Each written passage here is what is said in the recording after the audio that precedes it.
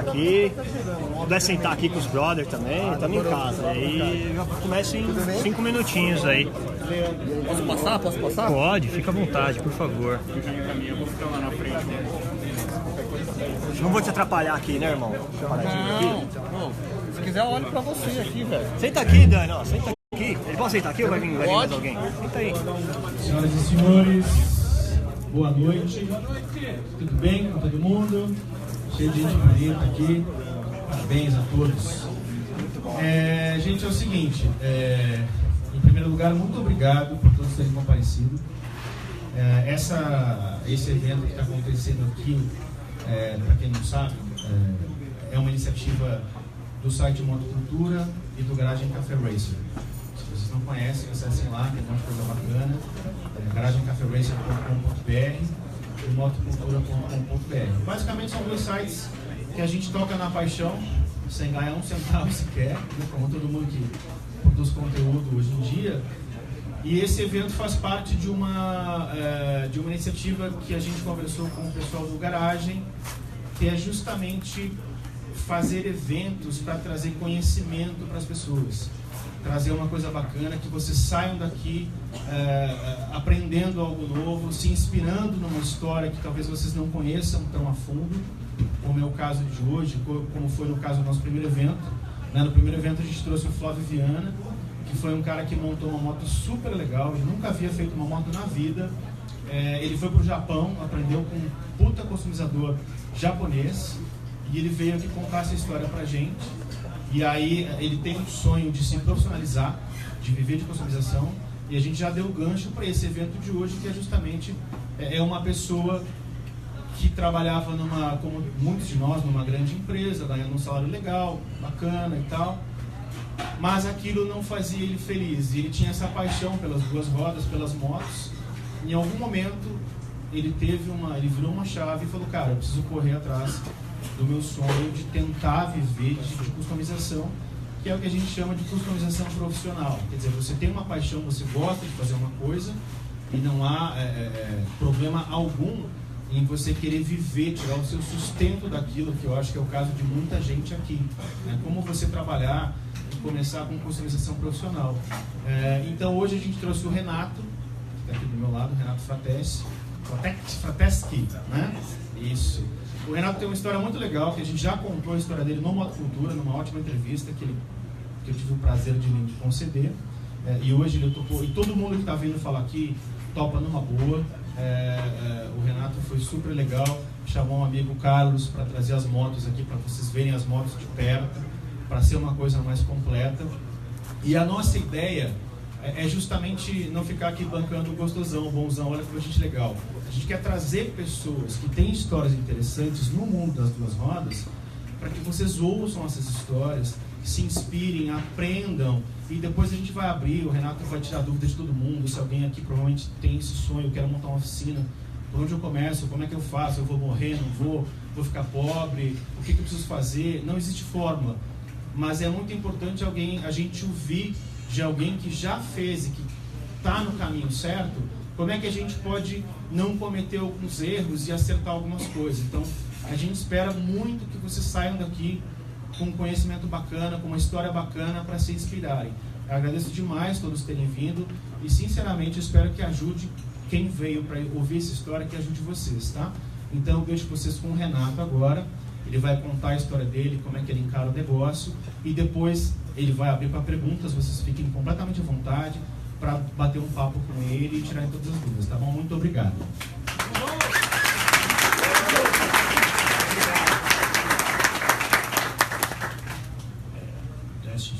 Boa noite, senhoras e senhores, meu povo, minha pova. Antes de mais nada, quero agradecer a presença de cada um desse rostinho bonito.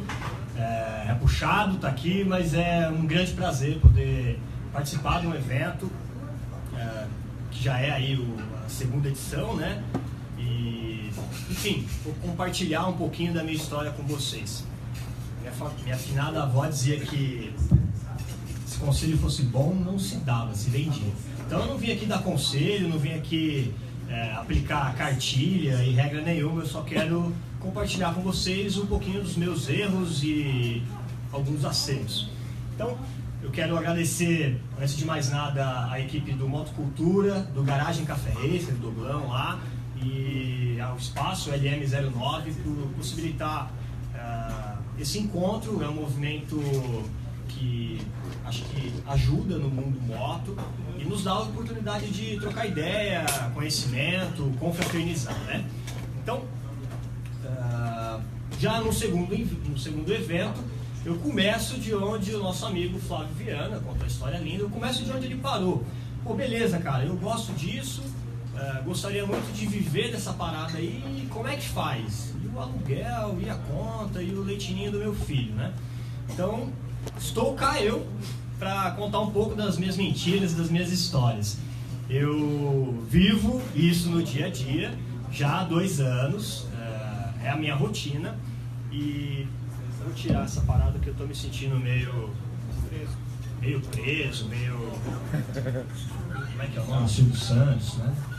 Então, é a minha rotina de trabalho, e se eu puder compartilhar com vocês aí da minha história, do presente e da perspectiva de futuro, do que eu imagino com relação ao negócio a partir de agora, né?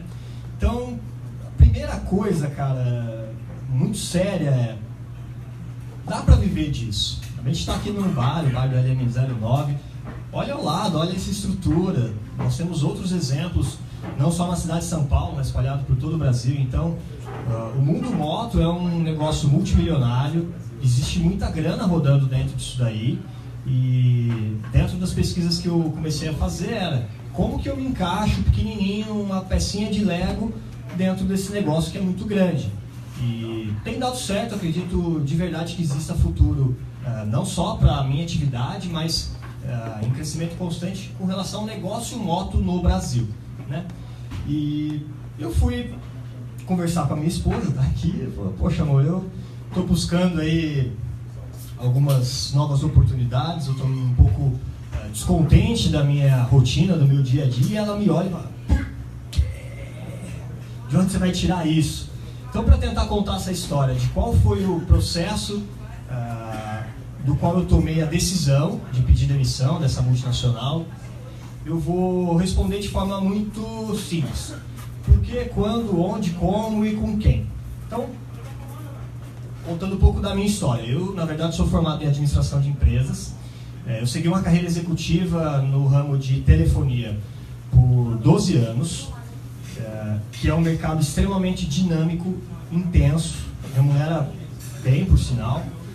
E eu tinha uma situação bem equilibrada, que me possibilitava, dentre outras coisas, investir no meu hobby, né, que era a história de montar a moto, de brincar de mecânico ali no meu tempo livre. E daí foi esse trabalho, inclusive, que me deu a condição de montar a Primogênita, a minha CB500. Contudo, eu já não me sentia feliz fazendo aquilo, né? Eu tinha aí 12 anos de negócio, começa a haver um pouco de repetição, só que mais do que isso, eu havia conquistado pontos que quase todo jovem corre atrás, né? Então, fui lá, comprei o carro, comprei a casa, tinha o crachá, né? Aquela coisa toda. Só que nessa balança aí de satisfação, de realização pessoal, de perspectiva de futuro, eu não me via fazendo aquilo por mais 12 anos. E, poxa, eu estava com 30 anos de idade, enfim, eu não conseguia conceber, aguentar aquele tipo de situação que era um sofrimento por mais 20, 30, sei lá com quantos anos se aposenta hoje. Então, no breve resumo, eu já sentia muitos reflexos sintomáticos, né? Coisas do corpo que já me davam alerta. Vai ver alguma outra coisa, porque isso não está muito certo. Nesse período eu tinha a convicção de que eu precisava fazer alguma outra coisa da minha vida. E aí entra o segundo ponto, o quê? Diferente de muita gente, fala assim: pô, você ganhasse 1 milhão hoje, o que você seria? Pô, eu seria milionário. Eu não queria sair do trampo para ficar em casa, eu preciso pagar a conta. Mas também não queria entrar num outro tipo de atividade que não me deixasse explorar o que eu sentia que era um potencial, que sempre havia sido uma vontade. Então, desde muito pequeno, tá aí o slide, né? Eu comecei na história dos carrinhos de rolemã, acho que muitos aqui. Passei ali ainda na infância a mexer com os kits de plastimodelismo. Era um negócio bem detalhista, centenas de pecinhas que você vai juntando. Dali o próximo passo foi colocar gasolina no negócio, então vieram os aeromodelos, né? O meu primeiro contato com motores de combustão interna. E dali em diante, né, mais ou menos com uns 14 anos, eu comecei a sentir uma história de que o motorzinho do aviãozinho não ia me levar exatamente onde eu queria. Eu troquei um desses aeromodelos por uma mobilete, a 50 da Caloi, e ficou muito claro que a partir de ali os brinquedos ganhariam tamanho, né? Ainda com relação à mobilete, pô, eu era duro, então quando os meus aeromodelos quebravam, eu ia lá, remendava eu mesmo, ficava um tempinho, aprendia a fazer. Com a mobilete foi a mesma coisa, ela fundiu o motor, eu mesmo desmontei, retifiquei o motorzinho em 2 tempos, fiquei com ela mais um tempo, mais adiante eu vendi. Ainda dentro desse aspecto amador, eu também tive a oportunidade de reformar um carro, uma Paraty 1985. Eu comprei ela por tradição um lixo, né? Não tinha um assoalho, eu andava na rua, eu via as faixas correndo, se eu freasse e caísse alguma coisa, caía do carro. E num dado momento eu consegui uma bolsa da faculdade que eu estava cursando, administração. Isso me deu a possibilidade de bancar o meu Lata Velha, né? Porque estava muito em evidência aquele programa lá e tal. Então eu passei ali acho que uns 6 meses, todos os finais de semana dentro de uma oficina, e um bichinho mordeu ali. Eu senti que eu gostava de fazer aquilo, era algo gratificante. Só que naquela ocasião, né, ainda em formação, eu não sentia que eu poderia ganhar dinheiro com isso. Eu não queria ser o mecânico que trabalha de bermuda, havaiana e fica todo sujo. Então eu segui outro caminho, eu estudei administração, contei a história, fui trabalhar numa multinacional. E num dado momento, né, quando tudo aquilo aconteceu, quando eu comecei a me sentir mal, eu parei. Então eu falei, cara, eu preciso de fato colocar a minha vida em coisas que eu sinta mais prazer. E foi aí que surgiu a CB500, a primeira, tá aqui, a primogênita. Eu montei essa moto dentro de um quartinho no quintal da casa da minha mãe, que media 3x2. Então, quando a moto estava dentro do quartinho, eu não podia estar dentro do quartinho. E foi uma experiência longa, mas muito, muito gratificante, de muito aprendizado, né? Pois bem, num dado momento, em junho de 2016, quase, né, completando 2 anos agora, eu de fato me inclinei em pedir demissão. Falei, pô, isso é um negócio que não é só uma conversa, eu acho que isso pode dar certo. Então, a carreira de telefonia estava me consumindo demais. Eu estava nas vésperas do meu casamento, em 2016, eu não conseguia sequer acompanhar a lista de convidados presentes, eu só tinha cabeça para o mundo estressante que eu vivia. Então, vamos fazer, eu pedi a demissão, começou a contar o prazo ali do aviso prévio, né? Não foi fácil pedir demissão de um trampo de 12 anos, sair sem fundo de garantia, aquela coisa toda, mas tá aí um dos primeiros resultados. Nesse período que eu já estava descontente, eu passava os finais de semana trabalhando na minha oficina, uma oficina pequena, e durante o sábado e domingo eu me distraía, desmontava um negócio, pensava numa adaptação, me machucava um pouco, soldava mais um pouco e tal. E num dessas segundas-feiras que a gente retorna do trabalho cheio de energia, eu fui tomar um café com um amigo, com um colega de escritório, e comentei, pô, cara, durante o final de semana eu sinto que minha vida faz sentido, eu gosto daquilo, e eu volto pra cá na segunda meio de cabeça baixa, né, meio cansado. E eu comentei com ele num tom quase de brincadeira, se eu conseguisse arrumar uma maneira de passar a minha semana de segunda a sexta-feira fazendo moto e ainda ganhar alguma coisa, ter uma fonte de renda, pô, eu vou me sentir muito feliz. Eu zero o jogo, que eu brinquei na época, e isso me levou a pedir demissão, né? A próxima pergunta que veio é, mas beleza, como você vai viver do mundo moto?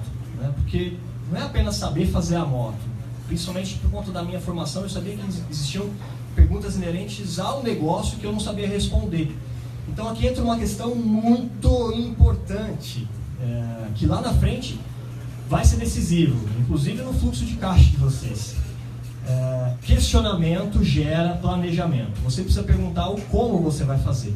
Ao longo da minha carreira eu percebi que tão importante quanto o que você se dispõe a produzir e comercializar é o como você vai fazer isso. Quais são os caminhos, quais são os processos, quais são os fornecedores, quais são os custos. E apesar de parecer um trabalho entediante, demorado, é nesse momento que você de fato consegue mostrar para você mesmo, a primeira pessoa que você tem que convencer, que isso pode dar certo. Então, aí a ideia é planejamento estratégico, muito simples. Você vai atrás das informações que vão responder a maior parte das suas questões, principalmente com relação à grana. Então, eu me questionei e parti do primeiro ponto. Qual é a renda mensal que eu gostaria de ter vivendo desse negócio? O mercado de moto no Brasil consegue suprir essa renda? Então, já disse aqui, é um mercado bilionário, nem preciso de tanto isso. Dentro do mercado de moto, quais são os segmentos que me atraem e que eu poderia atuar? Então, a gente está falando aqui de um bar, tem as questões das aulas de moto, venda de acessórios, oficina mecânica, transporte, passeio, curso de pilotagem. Então, a gama de segmentos é enorme. E dentro do segmento que eu havia escolhido, que é nesse ramo da customização, eu estaria preparado para vender isso profissionalmente? Uma coisa sou eu montando a minha moto, que eu vou colocar minha bundinha aqui e vão andar, e se der algum problema eu me ralei. Outra coisa é eu vender isso para alguém, falar, vem aqui, paga XPTO de grana e eu te dou uma garantia e você pode andar com segurança, a moto não vai te derrubar, você não vai se acidentar. Então, eu montei um planejamento respondendo essas perguntas, fiz um Excel básico, entendi que sim, matematicamente eu já encontrava algumas das minhas respostas. Contudo, apesar de já ter montado as motos, já não era uma novidade, apesar de ser do mundo de negócios, isso também não era uma novidade, eu não conhecia do negócio oficina.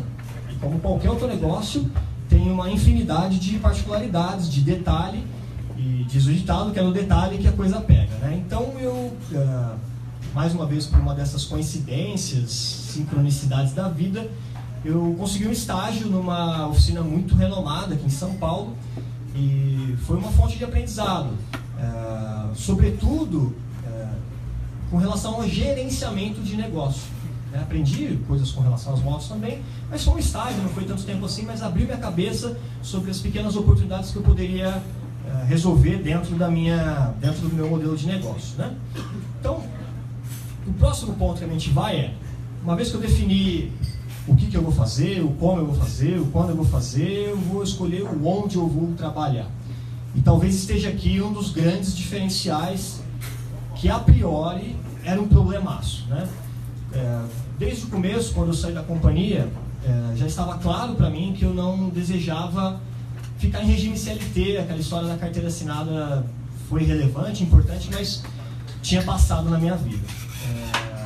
Abrir um estabelecimento comercial, como mando figurino, né, tradicional, porta para rua, funcionários, parecia o óbvio, a receita básica do Sebrae, né? Eu vou virar patrão, vou ter funcionário, eu sou um microempreendedor. Contudo, mais uma vez, como eu já tinha planejado, feito conta, eu coloquei essa conta dentro da minha planilha. Quantas motos eu preciso fazer por mês só para pagar o aluguel, pagar ali o salário do meu colaborador, funcionário, pagar os impostos todos e ainda assim reabastecer todo o meu estoque. E nas contas, é por isso que foi tão importante colocar isso no papel, eu percebi que eventualmente eu ia passar mais de um mês produzindo uma moto e mês sim, mês não, eu não ia ter como pagar o aluguel. Então eu falei, poxa, existe um problema aqui. A priori era um problema, uma dificuldade, que lá na frente se tornou uma oportunidade. Então o ponto do onde eu não optei por ter um negócio de porta aberta, porque aquilo ia me consumir parte da renda, ia levar o meu custo de forma a que eu ia ficar louco para entregar moto na correria só para pagar aluguel. Então, como é um negócio muito detalhista, que está fora do manual, eu costumo usar uma expressão que é o tempo kairos, é o tempo que as coisas levam para acontecer. Apesar de ter data para entrega, não podia ficar lidando com pressão externa, financeira, se eu ia pagar aluguel ou não, tendo que colocar minha energia, minha criatividade em cima das soluções para a moto andar, né? Então,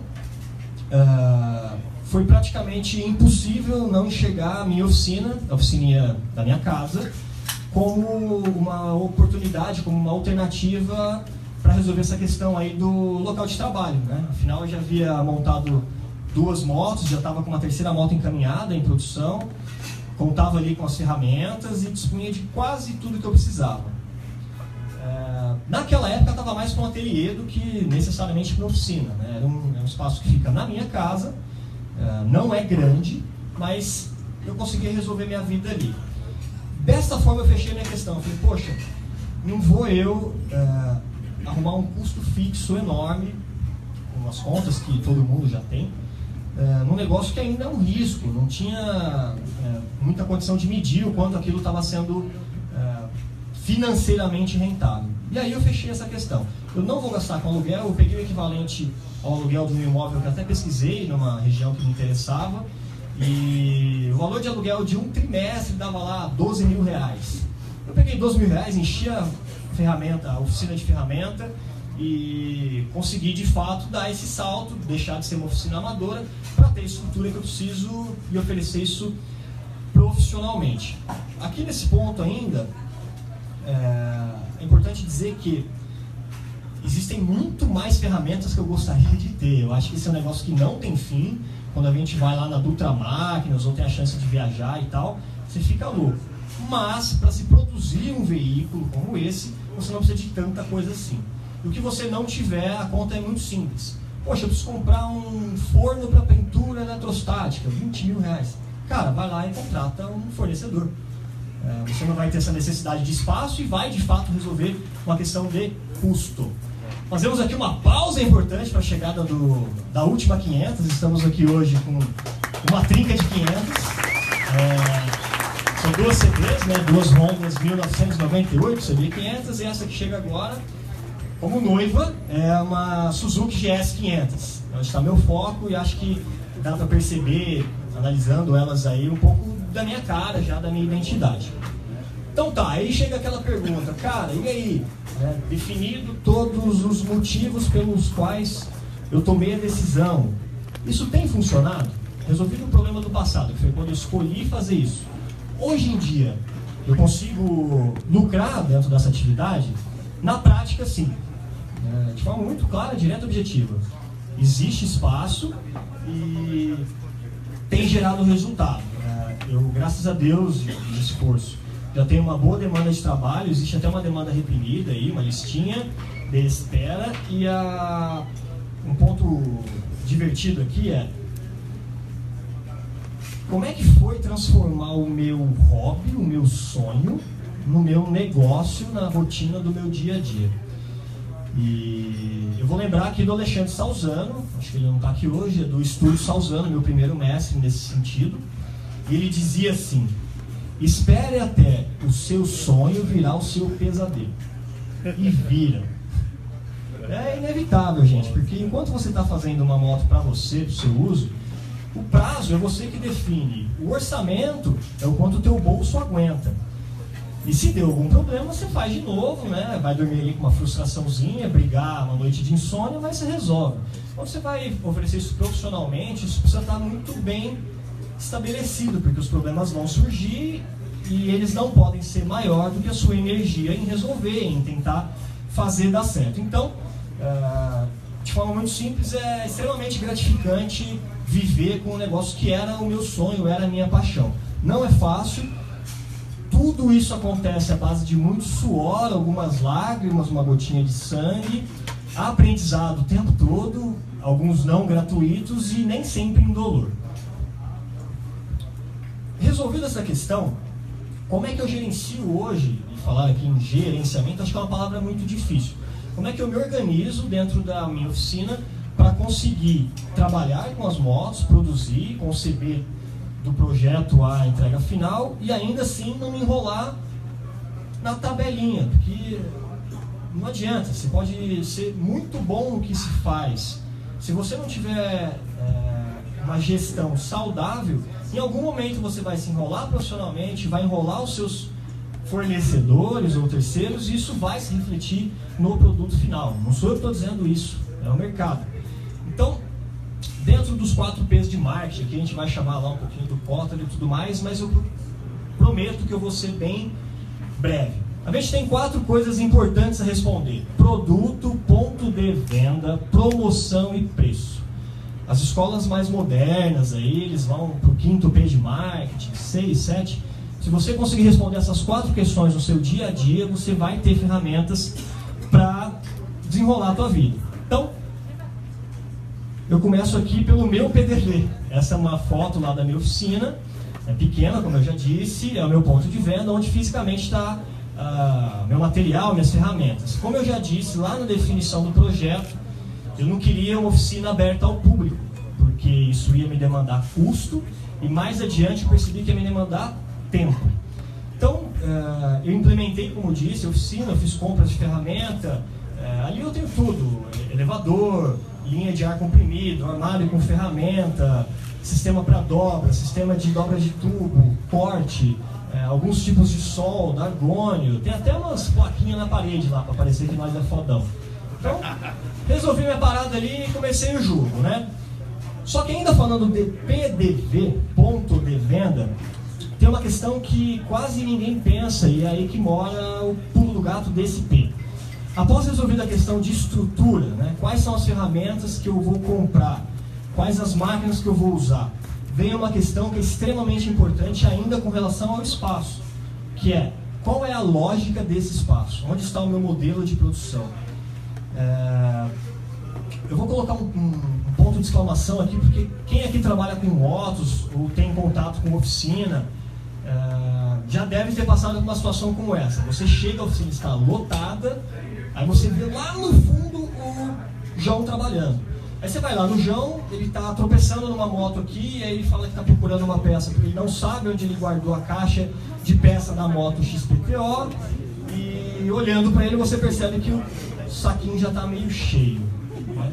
Então, como é um negócio que, poxa, lida com criação, lida com bem-estar, você tem que estar bem para produzir isso aqui e de fato conseguir algum tipo de diferencial. E aí é o ponto de atenção: não acumule motos. É um erro, é uma falácia acreditar que porque sua oficina está lotada de motos que você bateu a conta, que você bateu a meta. É bem pelo contrário. O que gera renda num negócio de mecânicas, geral, carro, caminhão, moto, é o fluxo. A moto tem que entrar, ela vai ficar ali o período que ela precisa para ser arrumada ou produzida, e imediatamente, depois de pronta, ela vai embora. A oficina não pode virar a garagem dos seus clientes. A oficina não pode virar o seu parque de diversão e criatividade. Então, colocando um ponto aqui, eu tenho os meus projetos que eu gosto de pirar um pouquinho mais, sair da caixinha. São os meus projetos. Eu vou gerenciar o tempo deles à medida que eu resolver a demanda dos projetos dos clientes, dentro inclusive das minhas condições financeiras, e eu consigo exercitar tudo que eu gostaria de inventar. Então, exemplo, mais adiante vem uma outra Honda CBR Turbo. Depois disso também, roda raiada, suspensão invertida, essa loucura toda aí, balança e tal. Mais adiante uma Yamaha Viúva Negra 350 com rodas raiadas, suspensão invertida e uma balança monobraço. Agora entenda, se eu colocar esses projetos no meio da minha linha de produção, eu vou ficar 1 ano desenvolvendo as minhas motos e 1 ano devendo conta.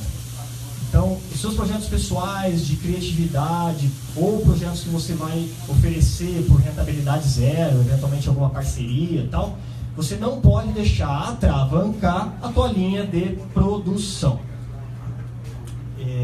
Aqui ainda vocês devem estar pensando assim: porra, beleza, você falou aí das ferramentas, do espaço, do porquê que você não vai para a rua, mas você ainda está trabalhando no fundo de uma casa. Você ainda não tem a vitrine, a porta para a rua. Lá na frente eu vou explicar o como eu fiz isso, que era uma dificuldade, algo que eu não tinha, virar uma fortaleza dentro do nosso negócio. Falando aqui do produto. Então, para não ficar falando das motos que eu fiz, né, ou que estão em produção, isso somente vai ter um momento mais adiante para questionar, saber qual que é o cubo, qual que é a peça, como põe. Para não falar disso, eu vou falar do meu produto enquanto negócio, o que eu vendo. E aí vai um alerta para todos os senhores. Se vocês estão vendendo alguma coisa, vocês precisam saber o que é. Então, se é moto, você constrói uma moto. Se é uma oficina, um serviço de manutenção. Se é transporte. É muito difícil entender dentro de uma reflexão pessoal qual é o seu potencial, qual é o seu diferencial, onde você se destaca e ainda assim conseguir identificar essas diferenças, essas coisas que são legais e transformar nisso em algo que você vende, que você embala e despacha.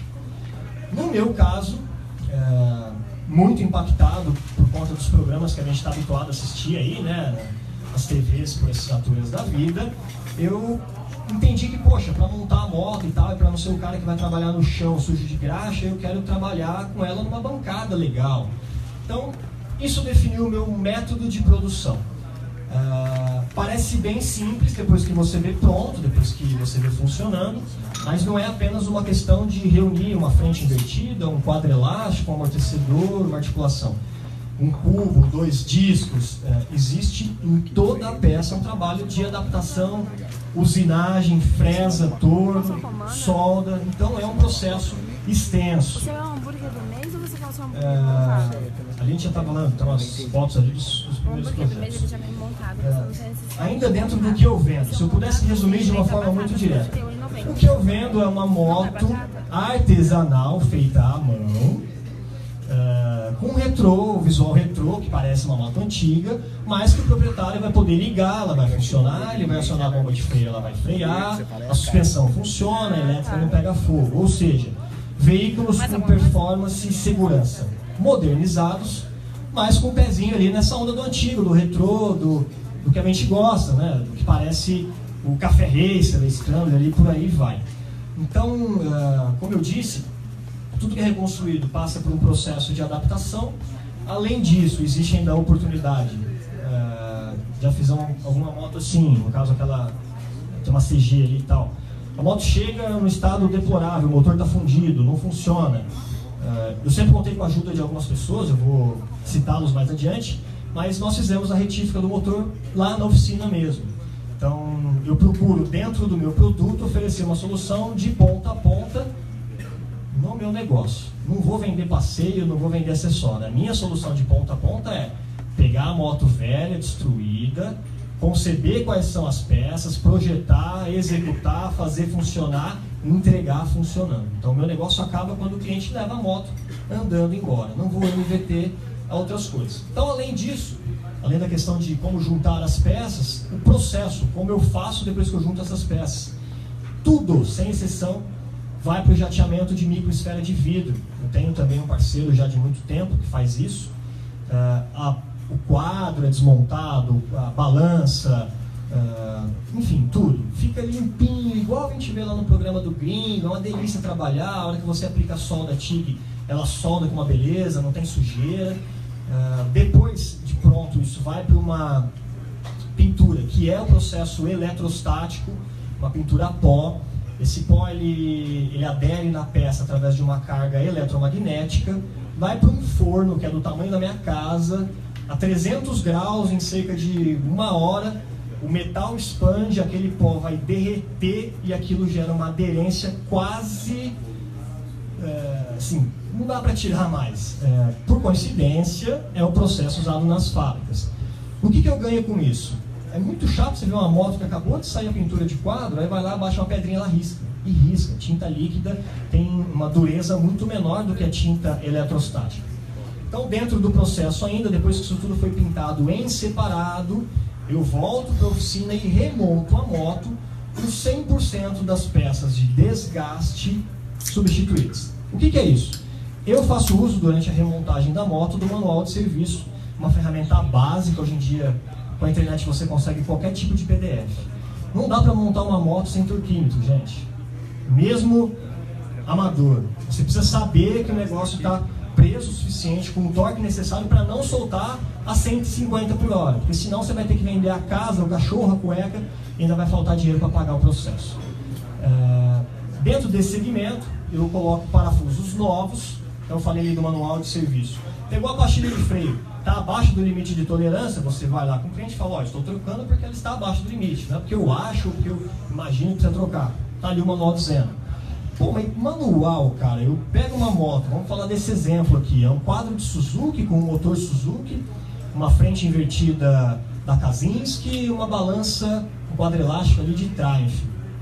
Beleza, cara, a frente é da Kazinski, então eu sei que o eixo que está na frente invertida é o eixo dessa suspensão, eu sei quanto que eu tenho de aplicar de torque ali, as pinças são as pinças originais dessa suspensão, então eu posso, dentro desse conjunto, usar o manual de referência do fabricante destas peças.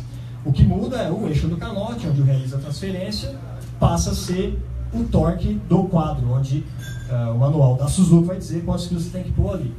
Então não é só uma questão de estética, gente. Quando a gente põe um parafuso de Allen inoxidável na moto, não é só para ficar bonito, que é bonito mas é uma questão, porque ele confere mais aperto, o torque que vai ali fica melhor e ele não vai corroer. É Allen inoxidável. Então, aí dentro ainda do processo produtivo, falando do que eu vendo, do produto, o cliente leva a moto embora sabendo que tudo onde deveria ser pintura eletrostática, alô, tá funcionando? Tá, né? Foi feito pintura eletrostática, alta durabilidade e resistência.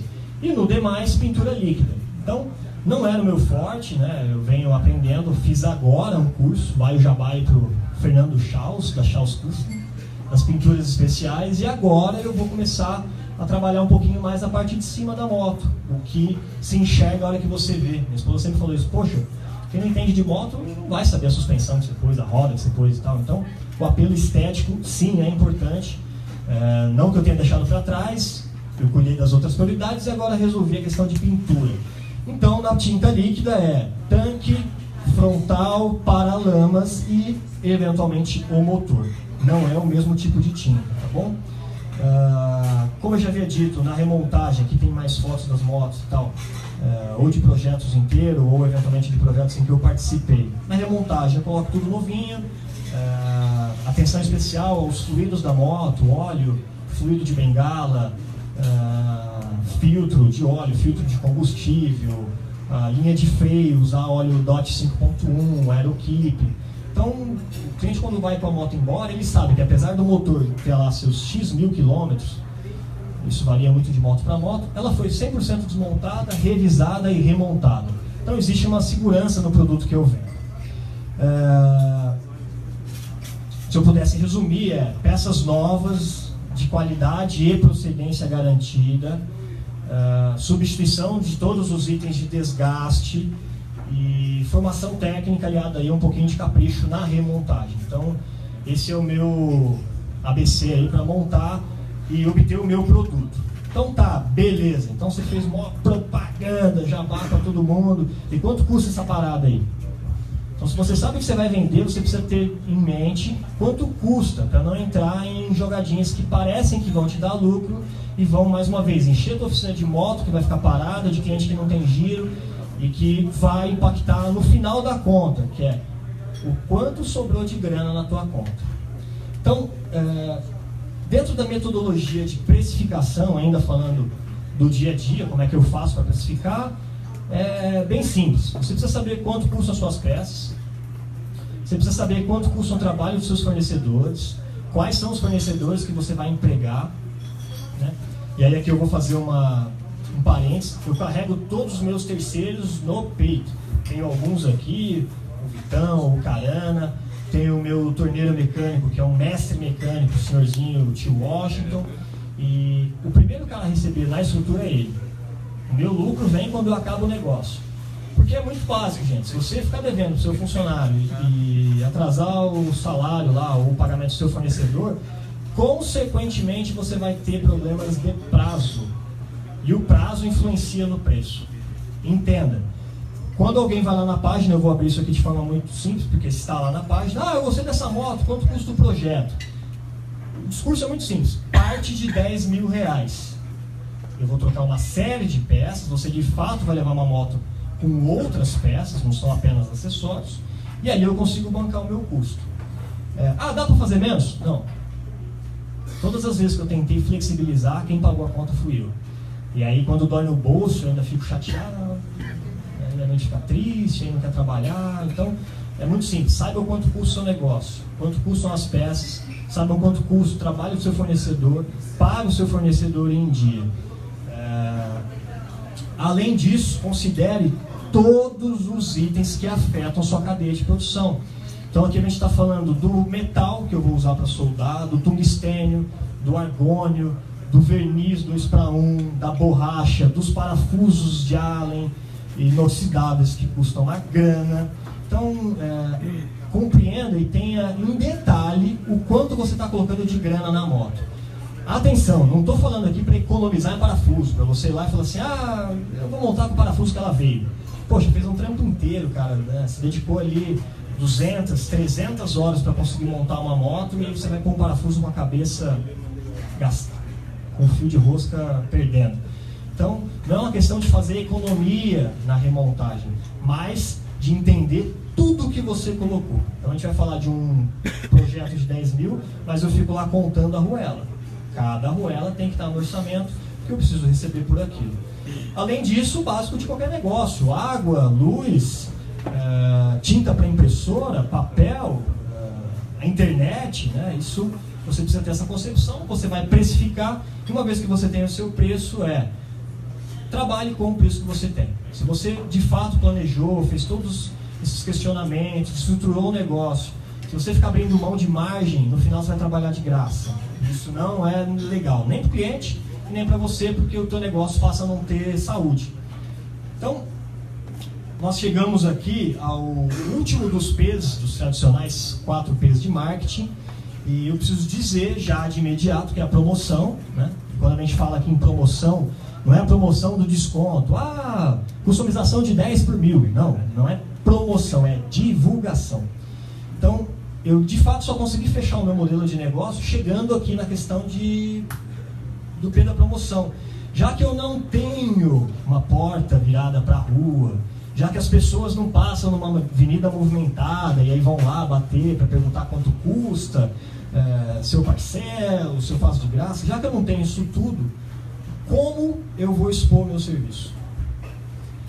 Como é que as pessoas vão ver o trabalho, o nível de detalhe, e ainda assim me encomendar lá, como um amigo já disse, um objeto de desejo? Porra, cara, é muito simples. Da mesma forma como quase todos aqui souberam do evento, da forma como a gente compra, paga a conta e, por que não, vender? A internet. Então, lá atrás, o que parecia ser um problema de não ter um ponto de venda, hoje eu vejo como um negócio muito bacana. Porque eu consigo determinar exatamente qual o tempo que eu estou colocando de trabalho na moto, a minha jornada de trabalho, que muitas vezes se estende na madrugada e tal, e mais, consigo determinar qual horário que eu vou parar para dar o atendimento lá dentro dos meus canais de comunicação. É importante gerar, uma vez que você lançou um vídeo, qualquer coisa, o engajamento. Então eu consigo gerenciar o meu tempo, não tenho intromissão nenhuma, e resolvi a história da exposição através do Facebook. Tio Mark salvou nós. Então, dentro dessa estratégia de Facebook aí, eu sigo um beabá simplão, e que vem sim gerando resultados. Na página do Facebook de cada um de vocês, é uma página pessoal. Então você vai lá, você pode colocar a foto do seu cachorro, o prato da lasanha do domingo, reclamar do governo e cobrar do Neymar. Numa página profissional, o que se espera é profissionalismo. Então, não permito bagunça. Não sou um cara de ficar bloqueando nem nada, mas aquilo ali existe para eu conseguir expor o meu trabalho, o meu portfólio, para eu ter um canal de contato direto e rápido com todos os meus potenciais e atuais clientes. E no último ponto, para não arrumar polêmica. Não estou ali para ficar arrumando discussão. Internet é um negócio complicado. Se vocês ficarem dando muita atenção para isso, vai faltar tempo para isso. A moto só vai para foto lá na internet na hora que ela estiver pronta. E é comum, velho. Às vezes você entra numa discussão, a coisa vai, a hora que você viu foram horas ali. Então, sai dessa, isso não vira. Tenha um ambiente que você consiga organizar o que você vende, o quanto isso custa, o seu canal de contato com os clientes, e deixa pra ter razão na tua casa. Além disso, eu tenho um método aí de de usar muito vídeo. Eu acho que dentro da forma como as pessoas usam o celular, hoje em dia é tudo muito rápido e tal, os vídeos têm gerado muito mais resultado, engajamento e lucro, a priori. Então, lá na minha página, entra lá na seção de vídeos, tem um monte de vídeo, das motos prontas, dos testes iniciais, do que eu estou estudando, e o ponto aí é, a cada projeto que eu concluo, tem do mundo dos negócios a parada, não adianta a galinha botar o ovo, cara, ela tem que cacarejar, ela tem que berrar mais do que tudo para o dono saber que tem um ovo ali. Então quando a moto está pronta, não adianta eu só entregar para o cliente e falar, cara, vai com Deus, passar bem, espero que você goste. Isso é o básico. Como eu não tenho uma vitrine, como é que eu faço esse tempo de trabalho me trazer um outro negócio? Foi exatamente isso que aconteceu.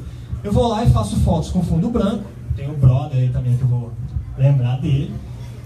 Faço um trabalho de limpeza dessas imagens, não com relação à moto, mas ao fundo, para ficar um fundo branquinho mesmo, e gero depois um vídeo. Esse vídeo tem as fotos da moto quando ela chegou, para mostrar o estado que estava, as fotos do processo, as fotos já com fundo branco, né, para que salte aos olhos ali o parafusinho, o detalhe e tudo mais. E mais do que isso, um vídeo da moto rodando. É muito fácil o Instagram aceitar uma foto. Na foto é lindo, meu irmão. Eu quero ver, opa lá. Então, mostrar a moto em funcionamento é uma das formas que eu tenho de, primeiro, vender para o meu cliente. Ele sabe que aquilo ali não foi feito para ficar encostado numa garagem, vai andar. E segundo, mostrar que eu coloco o meu na reta. Então, se eu estou andando, se eu estou me arriscando lá, se eu vou com ela para um circuito, significa que eu confio no trabalho que foi feito. Não porque eu fiz, mas porque eu me preparei, eu me formei, eu estudei, e aquilo ali está correto. Então, falando ainda do Instagram, né, dentro das redes eu procuro manter recorrência, não adianta postar um negócio hoje e o outro daqui a 2 anos, você não vai ter audiência. Então, procure ali semanalmente, quinzenalmente, se der, diariamente, colocar algum tipo de material, alguma coisa sobre o seu trabalho. Então, eu tenho ali o Instagram, apenas material autoral, tudo que está ali, bonito ou feio, fui eu mesmo que fiz. Eu tenho a questão dos grupos, que é onde eu coloco ali esse ponto de observação, é muito importante, é bacana, dá para divulgar, mas se você entrar para responder cada um desses negocinhos, você não trabalha. E o YouTube, que é um backup de todos os vídeos que eu tenho no Facebook. E aí, como dica prática, não coloque um vídeo do YouTube para ser divulgado dentro do Facebook. As plataformas não se falam bem, então é melhor você publicar o vídeo dentro do Facebook, usar as ferramentas de impulsionamento, você toma ali a graninha e a coisa acontece. Então, falando aí de impulsionamentos, como é que funciona essa parada de vender pela internet, né? Então, você pode contratar um fotógrafo, alguém, um amigo que te ajuda a tirar umas fotos legais, ou você vai lá e pega um celular e tira uma foto legal. Pense sempre no lance da figura e fundo, olha se não está um negócio estranho no chão aparecendo, tenha um pouquinho de cuidado. Uma vez que você colocou isso daí, vai lá para o Facebook e pega parte daquele aluguel que você ia pagar, 3, 4, 5 contos por mês, investe lá, mano, 100, 200, X reais. Na minha experiência, significa que a cada vídeo de projeto pronto que eu publico e impulsiono, eu vendo 2 projetos novos. Então, aconteceu com... Eu vou voltar aqui um slide. Desculpa. Essa moto aqui, uma CB400, eu fiz e já havia dito. Eu pretendo não fazer mais CB400 nessa temporada. Já tenho outros projetos fechados e tal. Aí o vídeo foi pro ar e eu fechei 2 motos. Então, pô, você não pode fechar os olhos para negócio, um negócio que eu domino e que eu poderia fazer. O ponto tem que encaixar dentro de um fluxo de serviço que você consiga entregar. Receber moto não é difícil. Se você colocar uma placa na rua, você vai receber uma moto hoje. A minha experiência foi, eu pedi demissão da companhia numa sexta-feira, na quinta-feira da semana que vem, sem PDV, sem nada disso, só com o perfil lá. E com as fotos que eu já tinha montado, eu já tinha recebido 2 novos projetos. Então, não tem dificuldade nenhuma em receber trampo. A dificuldade está em devolver o trampo pronto, com tudo que você prometeu que estaria funcionando e no prazo. Isso nos traz aí ao P da discórdia, né? Na teoria de marketing tradicional dizem que são 4. Nos livros de autoajuda, que você vai encontrar na banca da esquina e na internet de uma forma geral, eles falam de um 5º P, que é o P da paixão. Eu acho que dá pra ver no trabalho que eu realizei aí, que eu sou um cara apaixonado pelo que faz. De fato, eu direcionei minha vida para viver disso. Antes eu tinha um emprego que, se me mandasse mudar de cidade, eu teria que mudar. Então eu tinha uma vida apoiada no meu emprego. Hoje eu tenho um negócio apoiado no meu estilo de vida. Então, se amanhã ou depois eu decidir mudar para um sítio, montar uma oficina enorme, cara, o correio vai chegar lá do mesmo jeito. A internet vai chegar lá do mesmo jeito. Então eu não tenho mais alteração com relação ao meu modelo de trabalho. Só que paixão demais estraga. E olha lá, gente, vou dizer isso de novo de uma forma diferente. É super importante você estar apaixonado pelo que você faz. De fato, as pessoas que fazem qualquer atividade com gosto têm uma qualidade de vida melhor. Só que, pô, a gente desmontava uns brinquedinhos quando era moleque lá, nunca conseguiu ficar com um negócio montado. Aí você pega um bichão desse aqui e fala, cara, pira aí, faz tudo que você pode fazer. Isso é um risco. Se você não tiver um projeto bem definido, um começo, meio e fim, apoiado num orçamento que te garante aquilo ali, apoiado num cronograma que você consiga imaginar o tempo e as etapas para seguir com esse processo, o que vai acontecer é que você vai ficar devagando, viajando na maionese, e a paixão, que era o teu melhor negócio, né, o teu diferencial, pode virar um problema, pode virar um item de sabotagem. Por quê? Tão importante quanto a paixão, essa é a minha contribuição, o meu testemunho, é a gestão do prazo. Não adianta você fechar a moto e não entregar e o cliente voltar lá uma vez, 2 vezes, 3 vezes. Quando você for entregar, existe uma questão emocional no que tange prazo, que está relacionada à expectativa. Então, se eu recebo uma moto para fazer um projeto, e eu digo ali que vai levar 4 meses, essa ali que levou um pouquinho mais que o dobro, né, Lê? 8, 10 meses. Por isso, cara, paixão, pirei, vou fazer coisas que eu nunca tinha feito. Quando o cliente vai receber, por favor, não é o caso dessa moto, mas quando o cliente vai receber uma moto que está lá há 2 anos numa oficina, pode ser que o tesão dele já tenha acabado. E aí vai ficar o sabor amargo do quanto custou, do tempo que levou, do probleminha que o motor dele ainda pode ter, afinal de contas é um motor usado. Então, fazer a coisa que você se comprometeu, com a qualidade que você disse que faria, e chegando no prazo que você combinou, é uma forma bacana de atrair novos clientes. É uma publicidade muito positiva e é o seu cliente satisfeito. Então, eu tenho aí 3 imagens muito conhecidas, né, para todo mundo que gosta de carro, moto, fabricação.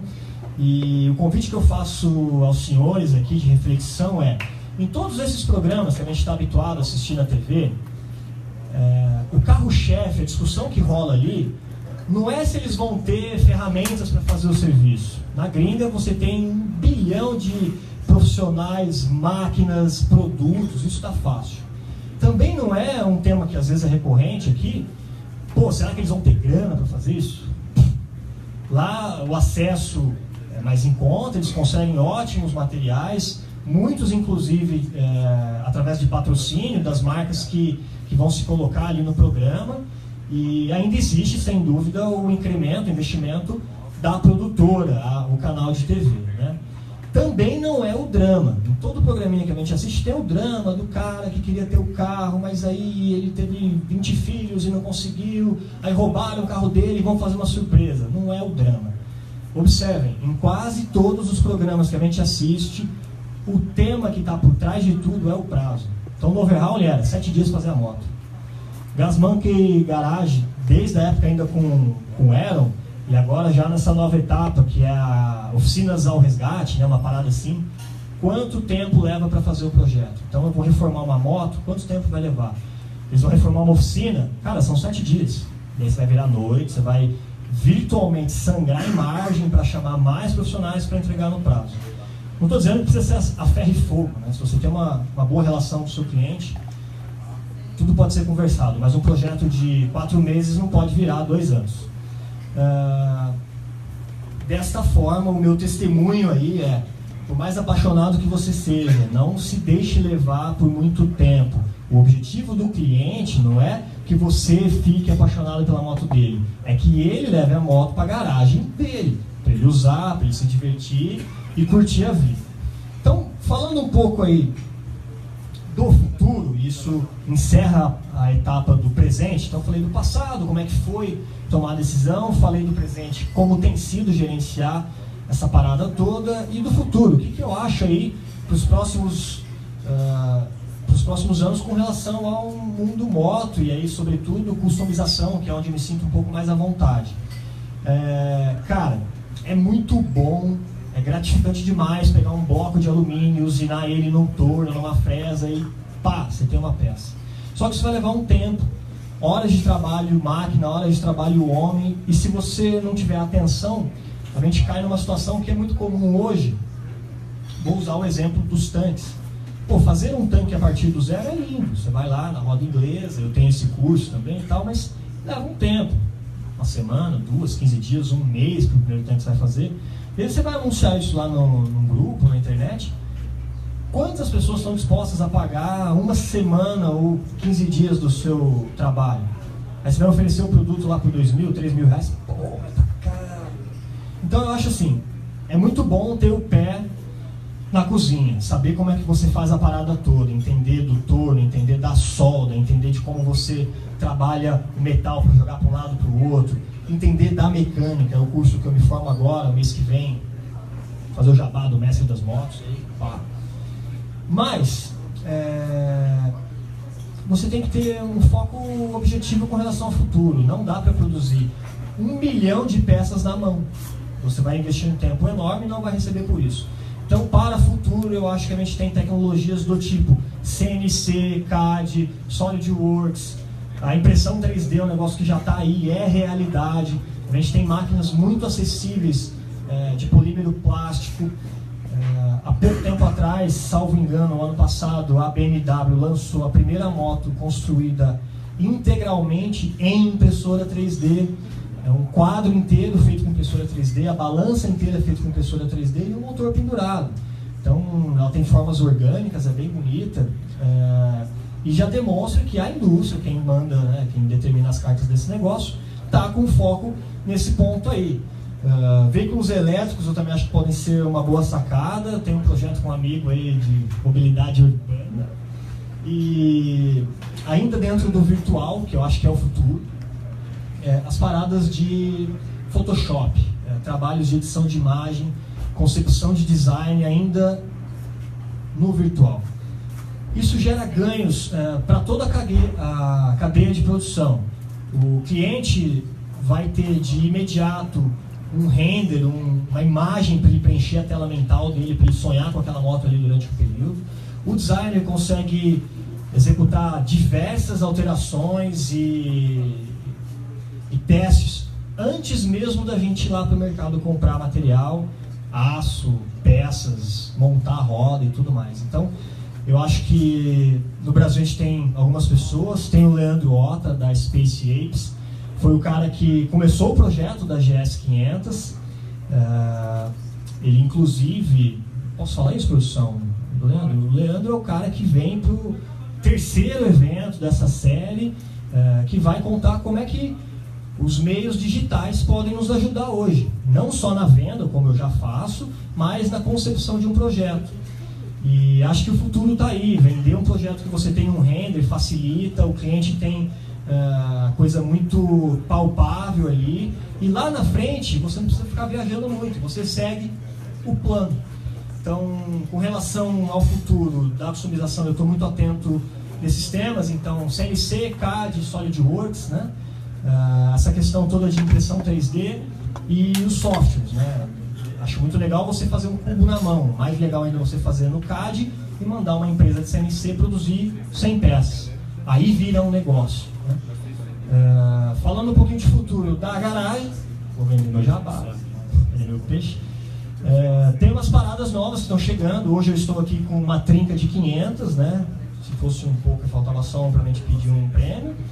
E isso já está ligado a uma estratégia de negócio. Neste ano de 2018 eu não vou fazer mais CBs 400, 450, é uma estratégia, não é nada com relação à moto nem ao cliente. Eu tenho um clientaço que está aqui por uma delas. Mas é que, se eu continuar fazendo vídeo de CB400, eu vou continuar recebendo CB400 para vender, para montar.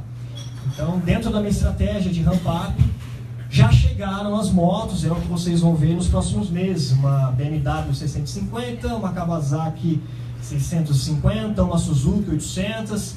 Tem uma Yamaha aí, que é um projeto muito especial, inclusive com um cara lá da Yamaha. Tem a minha Yamaha, que é essa que eu vou fazer a perder de tempo, que vai ter uma balança monobraço com roda raiada, talvez a primeira aqui. E tem a minha Honda, que vai colocar ali um motorzão turbo, um negócio meio doido. Mais uma vez, exige um tempo à parte de desenvolvimento e eu não vou deixar os meus projetos interferirem nos projetos profissionais, né? Então, as próximas motos estão aí. A ideia é sim trabalhar com motos não necessariamente mais novas. Eu travo uma faixa de idade ali de no máximo 20 e poucos anos, mas trabalhar com motos diferentes. A BMW chega aí, olhando ela de cara, você fala, cara, mas nem para jogar no ferro velho serve, ela é feia. Mas mecanicamente ela é perfeita, tem um motorzão Rotax, não vaza, é coisa de alemão. Então segue aí o desafio. Acho que, porra, muito legal a oportunidade que eu tive. Então eu vou encerrar essa etapa aí de monólogo. A gente abre para as perguntas, um bate-papo.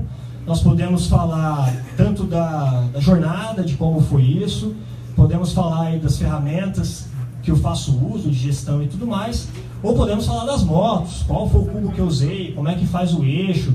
Estou à disposição de todos vocês. Antes ainda de encerrar isso aqui, abrir para as perguntas e tal, eu gostaria de fazer um agradecimento especial, não menos importante por estar agora no final.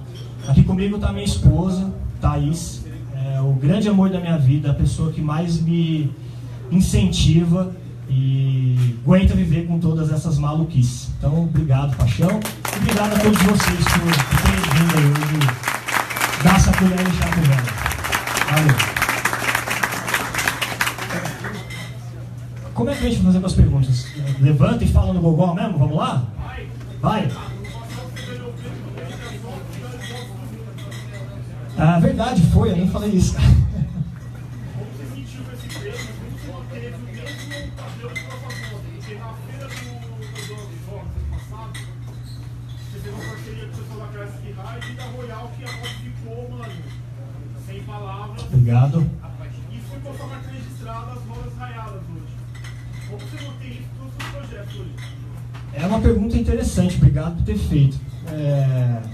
Sem parecer aqui narcisista, eu consigo fazer os projetos, pelo menos eu me esforço para que os próximos projetos estejam numa escadinha de subida, para que as próximas motos sejam ainda mais bonitas, mais eficientes, mais fora da caixinha do que as que eu já fiz. Uma das maneiras de se conseguir isso entenda o potencial de cada projeto e a verdadeira intenção do dono daquele projeto. Eu não assino as minhas motos, isso inclusive estava na matéria lá do Motocultura, que o Gilles fez a primeira, porque a moto não é minha. Apesar de eu ter feito, ela é o sonho de um cara, que é pôr na garagem dele, ilustrar e tudo mais. Então, quando eu olho um projeto, isso aconteceu com esse daqui, eu vou entender, cara, tem potencial, poderia ficar ainda mais legal do que já está. Como que eu consigo contribuir? Faço a proposta para o cliente. Se o cliente de fato aceitar o desafio e tiver um orçamento que compreenda isso, a gente fecha o negócio. Nas oportunidades em que eu fechei pela paixão de montar uma moto diferente, para subir o patamar, eu acabei me estressando demais, não foi positivo, não recomendo para ninguém. E aí quando você começa a falar um pouquinho de não para cuspir para cima, tá? Por favor, não é isso. É para respeitar e valorizar o seu próprio trabalho. Eu quero fazer aqui uma CG, você faz aí por 500 conto. Desculpa, não é meu trampo. Se eu aceitar fazer, eu não posso fazer um trampo aquém do que eu faço. Se eu aceitei fazer por menos, eu preciso entregar um trabalho na mesma qualidade que eu faço, pagando do bolso. Já fiz isso, mais de uma vez. E eu coloquei isso como alerta, cuidado com os projetos de rentabilidade zero. Eles vão tomar o seu tempo e aí entra um negócio chamado custo de oportunidade. E quando a gente fala não, o cliente fala, cara, desculpa, esse projeto não me seduziu. Eu também sinto prazer em fazer isso, é o meu dia a dia. E aí o cliente entende que, pô, não, então vamos fazer e tal, vamos colocar. Quando o cliente decide seguir com o projeto que eu propus, eu tenho a chance de realizar o que eu desejava. Então, eu sei que eu vou colocar as rodas raiadas, eu sei que eu vou colocar a frente invertida, eu sei que eu vou colocar o duplo disco dianteiro, isso é quase marca registrada minha, não é o bendito copyright, mas é difícil olhar as motos e não entender uma similaridade entre elas. E aí começa a surgir um pouquinho do que os grandes, os renomados chamam de identidade. Então, a pessoa que chega hoje para contratar o meu serviço, ela não fala que ela tem uma moto parada e que ela gostaria de voltar a andar e ela já tem umas ideias e algumas peças. O cara traz a moto e fala, bicho, faz aí o que você quiser. Isso não foi de cara, isso levou um tempo, mas hoje é muito gratificante e me dá a possibilidade de sempre ousar um pouquinho mais, de tentar manter esse ramp-up positivo aí. Respondi a tua pergunta? Ah, desculpa, um prêmio. Não foi um prêmio, né? Foi reconhecimento. Eu acho que o reconhecimento é uma forma de premiação, sim. Ter sido convidado para estar aqui falando para vocês hoje é uma forma de premiação. Foi a moto que estava lá no começo, né? A moto, uma Saara vermelha. Ela foi republicada no perfil da Scramblers and Trackers, perfil gringo lá no Instagram. É um perfil que o ano passado teve 8,5 milhões de curtidas. E essa moto estava eleita lá Best Nine 2017. Ficou entre as 9 que receberam mais curtidas e destaque. A exemplo do que também aconteceu com o Flávio. Valeu, obrigado. O curioso disso daí é que a Saara, que foi o que ganhou o prêmio, inclusive ela participou o ano passado do primeiro concurso Motocultura de moto customizada, ela foi feita num resto mod. A suspensão que está lá é uma suspensão invertida, mas todo o resto veio dessa moto aqui. Então a balança que está lá na Saara era a balança da GS 500, as rodas eram as rodas da GS, eu consegui colocar o duplo disco dianteiro que a GS não tem. Então foi muito legal pelo reconhecimento e por saber que não necessariamente é a grana que faz o projeto ficar legal, vai um pouquinho do quanto você é maluco. Carana. Você sairia da sua receita? Da sua identidade? Depende, se pagar bem, velho, eu posso ter uma nova identidade. Eu acho que, mais uma vez, isso aqui é um negócio. Eu tô para receber meu filho, primogênito, e a conta é muito simples, não pode faltar a Danoninho na geladeira. Se um cara trouxer uma Harley, que não é um negócio que eu tô habituado a trabalhar, e me propuser um projeto que eu me identifique, eu acho legal, é válido sim, faz lá o investimento de ferramenta e bora montar a Harley. Acho que tudo é válido, desde que eu não abra mão do meu processo produtivo. Eu posso fazer uma moto diferente, mas eu não abro mão de pintar ela com tinta eletrostática, eu não abro mão de desmontá-la inteira para remontar com rolamento novo. É isso. Mais alguém? Pois não?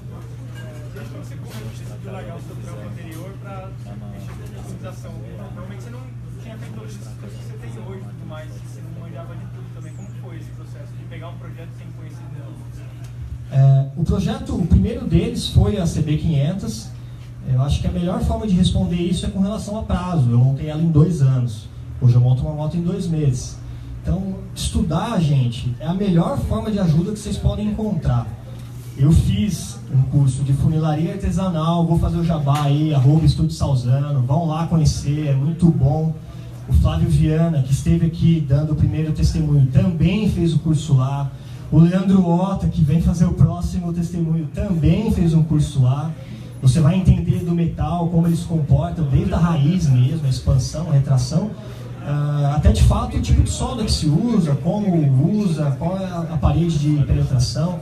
Então, fazer os cursos me deu a garantia de engrenar o meu processo produtivo. Então, na primeira moto, eu ainda trabalhava numa companhia multinacional, eu trabalhava só de fim de semana com ela, levou 2 anos. Se eu levasse 2 anos para fazer cada moto, ia ser difícil, hein, amor? Não ia aguentar, né? Então, a ideia foi muito simples. Os treinamentos vieram para me capacitar a fim de aprender, mas sobretudo, a fim de depender menos de trabalho terceiro. Nisso eu gerencio melhor meu tempo, eu consigo ampliar a minha produtividade. Falando dos cursos, foi uma pergunta que fizeram mais cedo aqui. Os cursos que eu fiz, funilaria artesanal no Estúdio Salzano, curso de pinturas especiais, Candy, Flake, Chromenox, no Charles Custom, um cara aqui de São Paulo muito gabaritado. Estou concluindo agora, no próximo mês, o curso de mecânico de motocicleta, de até alta cilindrada, 1.200 cilindradas, através lá do Mestre das Motos. Tem uns amigos ali que também fizeram o curso lá. No mundo virtual, eu estou fazendo CAD, na Universidade de Minas Gerais, e estou fazendo metrologia pelo Senai, também EAD, coisas que a gente consegue fazer aí sem custo, que vão te preparar e te capacitar. Respondeu? Valeu. Mais pergunta? Oi, Natinho. Desculpa, pode falar, Dani.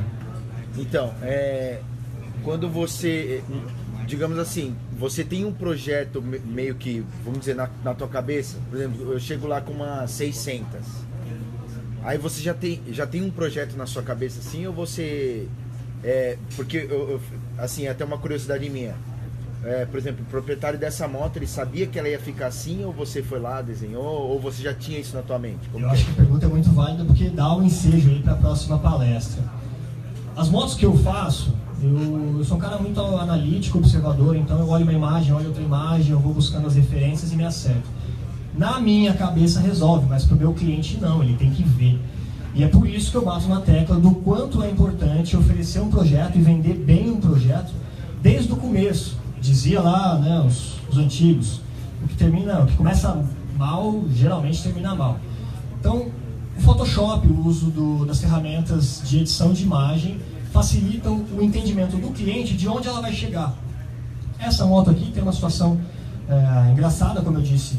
No próximo evento, o Leandro, da Space Apes, vem para falar de ferramentas virtuais. Como ele concebeu, quais foram as imagens, quais são os recursos, quais são os softwares, como isso ajuda. Eu acho que na ótica do cliente ele enxerga o que ele vai comprar, que é o que ele vai receber dali a alguns meses. Na ótica do designer e de quem está fabricando, você consegue estressar, entender já de cara quais são as peças que vocês vão atrás e o que não dá para inventar. E por fim, no andamento do trabalho, a hora que bate a dúvida, você vai lá e olha o render. Então essa moto aqui é um exemplo bacana, e por isso é o próximo evento, que você olha o render dela, da pré-concepção do projeto, o design que o Leandro fez, a minha colaboração com tudo que a gente poderia colocar, a frente invertida, as rodas raiadas, o quadrelástico, o amortecedor com reserva de nitrogênio, escapamento de inox. Quando ele voltou para fazer o render, ele já sabia, através do que a gente havia conversado, quais peças encaixariam e quais peças eu tinha condição de montar. Então, para o cliente, ele olhou, assinou o cheque, dinheiro na conta, e é trabalhar e repetir. Hoje eu ainda não consigo fazer o render de 100% dos projetos que eu vendo, mas é um objetivo de curto prazo. Acho que isso facilita a venda, o entendimento, e aí você coloca lá na página, isso dá resultado. Legal. Beleza? Isso aí. Valeu. Felipe?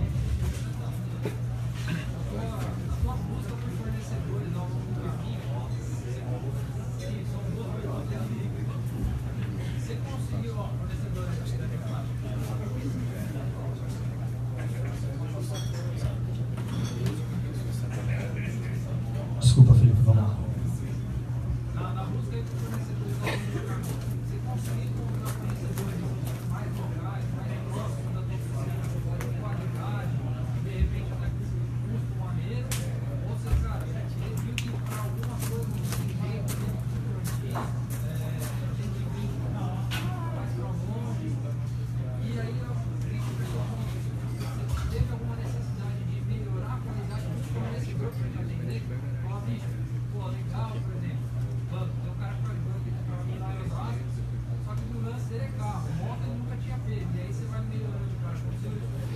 Então eu vou repetir a pergunta, até porque tem uma live para que todo mundo escute. Me corrija se eu estiver enganado. Se eu conseguir estabelecer uma rede de fornecedores geograficamente próxima à minha oficina, e se essa rede de fornecedores ao longo do tempo se manteve entregando os bons trabalhos, ou se eu precisei fazer alterações. Então eu já vou buscar aí o ensejo e vou responder dando nome para os bois. Então eu tenho aqui o Vitor Farias, da Vitor Motos, é o meu mecânico. Como eu disse, eu estou me formando mecânico, mas é o cara que vai lá e regula o carburador, que equaliza e que no final do projeto dá um double check de torque na moto. Eu acho que para o cliente é muito bacana saber que a moto passou por um cara que montou, depois passou por um outro cara, terceiro, profissional, gabaritado e também conferiu. Então sim, eu tenho também, enquanto parceiro de negócio, o Leandro, através da Space Apes, que a gente faz uns collabs juntos aí, tem algumas coisas em futuro. Tem o Nelson Carana, que vira e mexe me ajuda com umas elétricas mais loucas, aqueles painel Motogelli, umas lanternas em acrílico, um negócio de muito valor visual, acho muito foda. Eu tenho também o meu torneiro mecânico, que é o Sr. Washington, que é um mestre mecânico e que ele faz um trabalho para mim basicamente de eixos e buchas, rosca, coisa nesse sentido. Ele não usina uma peça, ele faz as adaptações que eu preciso e não tenho torno para fazer. Tenho o meu tapeceiro, apesar de eu fazer o banco em casa, lá eu faço o flangeamento, que é a base de metal, onde inclusive funciona de ancoragem para eventuais peças de elétrica. Faço a modelagem da espuma aglomerada, densidade 80, e depois mando apenas para costura, que por si só a tapeçaria é uma arte única, né? E aí, respondendo a segunda pergunta, se todos esses fornecedores conseguiram entregar o trabalho. Cara, eu também vim de um trabalho amador, principiante. Para mim também foi uma escola, um aprendizado, né? A cada moto que a gente faz é um degrauzinho novo, um conhecimento novo que chega. Eu acho que ter uma boa relação com os seus fornecedores, de transparência, de cordialidade, de responsabilidade financeira, facilita o dia a dia, porque no final o meu torneiro mecânico nunca mexeu com moto, ele fez lá um canote, depois, enfim, a gente foi adiante, foi afinando o processo. Eu não sei mexer em torno, mas eu chego lá com uma calma, explico, tio, já um senhorzinho, né? Tio, eu preciso que essa peça entre aqui, que a espessura seja tal, que a rosca seja XPTO. Então, de certa forma, isso também aconteceu com a tapeçaria. O primeiro banco não ficou muito legal, o segundo já deu para esticar mais. Eu fui conversando com ele sobre o tipo de material, usar couro ao invés de curvinho. O que eu quero dizer com isso você sendo correto com os seus fornecedores, você tem a oportunidade de desenvolvê-los e também se desenvolver. Então, tem muita coisa que eu aprendo com esses caras aí e aplico na moto. E por isso eu prefiro desenvolver um fornecedor local do que muitas vezes atravessar a cidade por um cara que é o rei no negócio que ele faz. Eu acho que não existe nada que ninguém possa fazer. Então é possível e eu procuro desenvolver o meu time, a galera que está ali comigo. Esqueci só de falar do Juninho, do seu Carlos, que é o pessoal da CEMOB, que é pintar tinta eletrostática aí, CEMOB. Respondido, Filipão? Próxima pergunta? Pois não?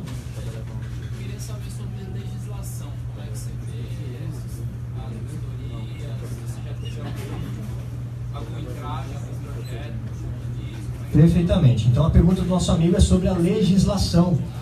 Durante a apresentação, antes de sair da companhia, eu fui responder alguns porquês da minha vida, né?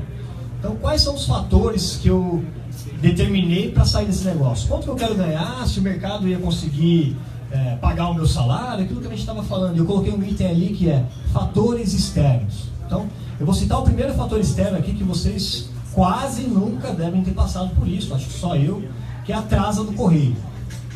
Esse é um fator que impede o desenvolvimento e entrega do produto. Um outro fator externo é exatamente isso, a legislação. Como é que os caras se resolvem entre CONTRAN, CIRETRAN, PQPTRAN, para dizer que algo foi feito corretamente, que está validado ou não? A minha experiência, por favor, é a minha experiência, isso aqui não é um ponto pacífico de verdade, é só a minha experiência, é que quando eu tentei fazer sozinho, eu percebi que existia um mercado dentro desse negócio em que muitas vezes eu ia chegar lá, levar a moto 1, 2, 10 vezes e não ia conseguir. Não porque ela estava em desacordo, mas porque alguma vírgula ali na portaria não havia sido bem interpretada. Existem pessoas em São Paulo, despachantes, tem o cara do bug, qual é o nome do... Tem um cara que mexe com bug lá do Salzano, cuida disso, se especializou. Enfim, existem pessoas que se especializaram na homologação, no processo de vistoria, em que é emitido um novo CSV, que é o Certificado de Segurança Veicular.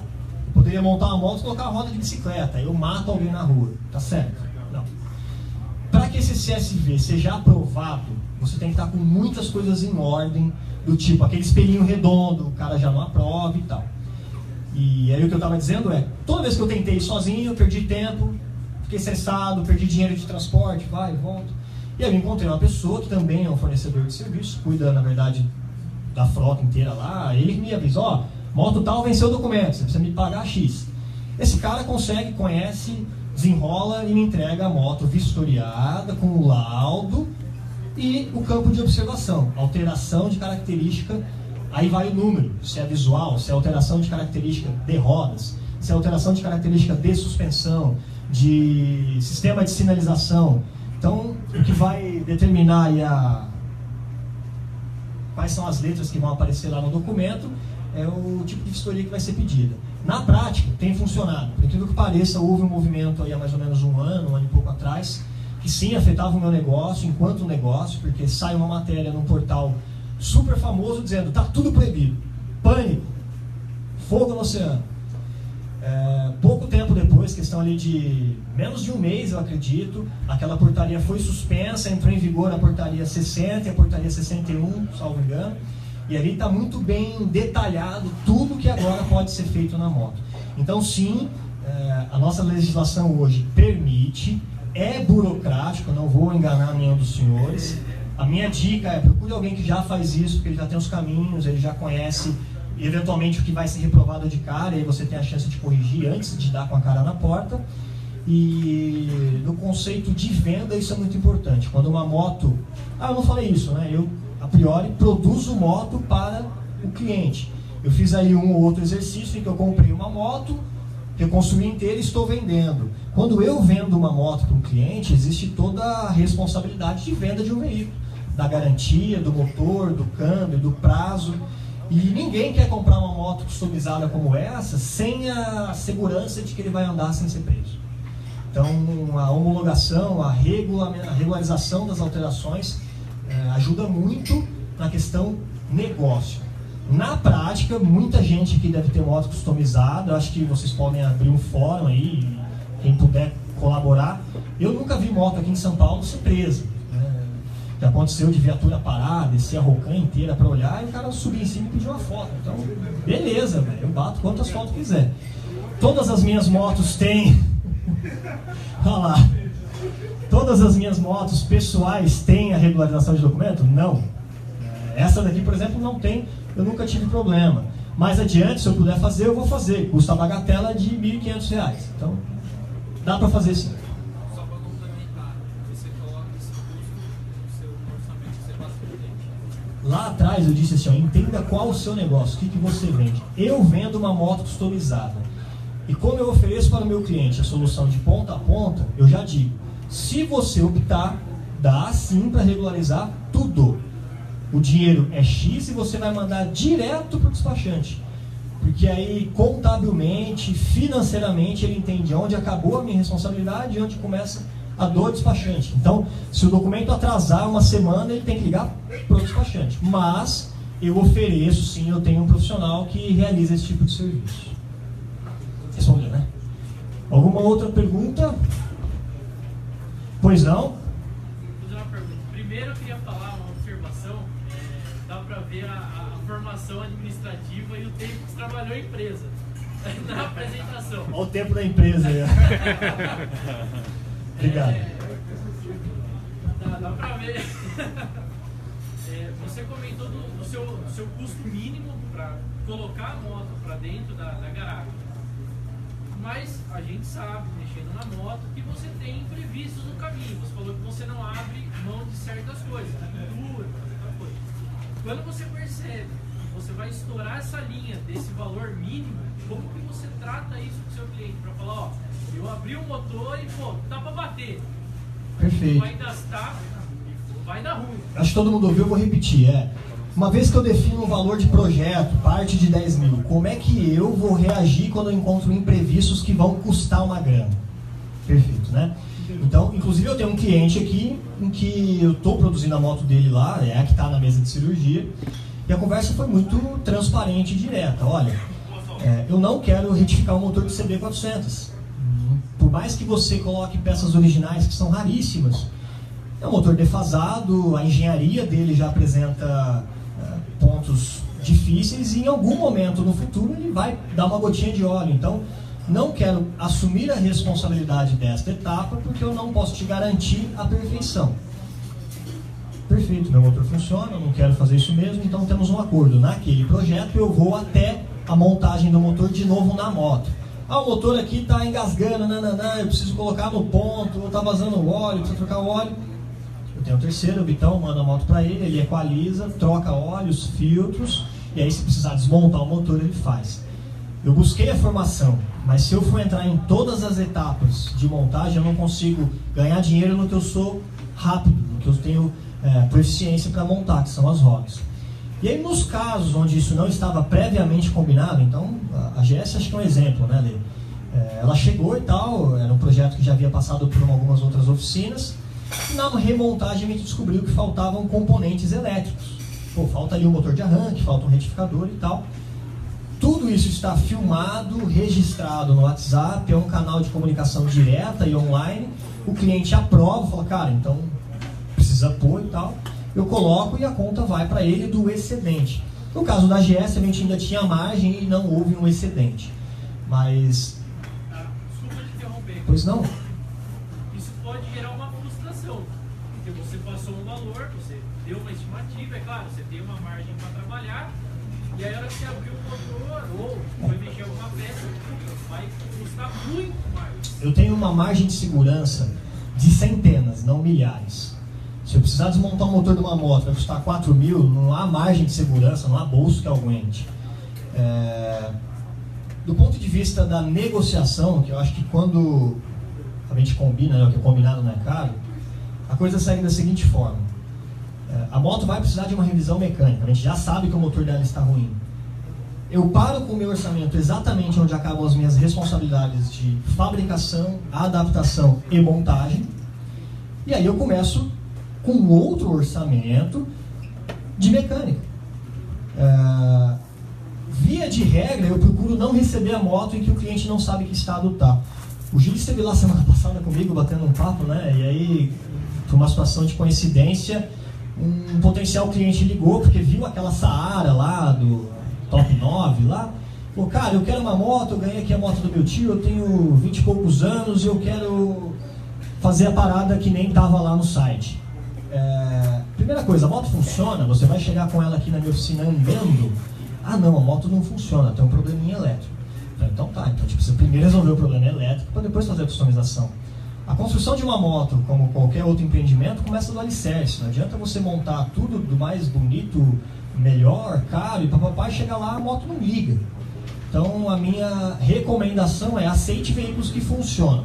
Se o veículo não funciona, tenha isso em contrato, muito bem estabelecido, com cláusula, com assinatura, com impressão digital, de que o cliente tenha consciência que o motor precisa de reparos e que isso é um orçamento à parte. Então se o cara tem bolso, bala na agulha, fala, não, vou gastar aí 10 com você, mas 5 na retífica. Perfeito. O problema existe quando o cliente chega e fala, minha moto está 10, está ótima, eu ando todo dia, vou trabalhar, e aí ele para na tua porta empurrando já a moto. Mas peraí, a moto não era tua moto de uso? E aí você vai desmontar, você entende que muitas vezes eu acho que não é maldade, acho que em alguns casos o cliente nem entende o quanto a moto dele está ruim, e aí sobra para o profissional resolver. Até aqui o Wallace pega cada rabo de foguete lá também. Então, mais uma vez, qual é o meu negócio? O que eu vendo? Eu vendo fabricação de moto, eu não vendo retífica. Então quando chega um potencial cliente que precisa de retífica, eu já encaminho ele para a estrutura. Falo, vai lá, resolve com os mecânicos, a hora que tiver beleza, a gente faz a parte de cima. Beleza? Mais alguma pergunta? Ô, meu amigo, eu já te chamo aí. Pois não.